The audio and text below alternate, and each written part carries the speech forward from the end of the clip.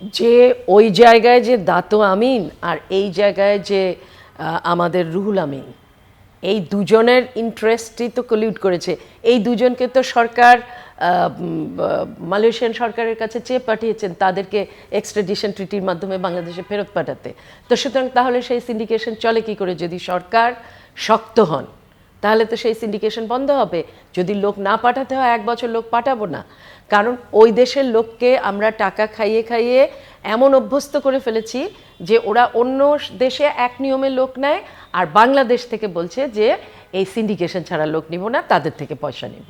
তো এই জিনিসটা বন্ধ করতেই হবে, কারণ আমরা যদি দেখি এই $2 বিলিয়ন, $2 বিলিয়ন কিন্তু গত যে 3 বছরে যখন সিন্ডিকেশনের অধীনে মালয়েশিয়ার লোক গেছে তখন এই আমাদের সাধারণ শ্রমিক থেকে আত্মসাৎ করা হয়েছে। হ্যাঁ, তো সুতরাং এটা বন্ধ করতেই হবে, না হলে আর এন্টারিম সরকার কেন? হ্যাঁ, এবং এটা বন্ধ করা সম্ভব, এদের কাছে গিভ ইন করবার কোনো প্রয়োজন নেই।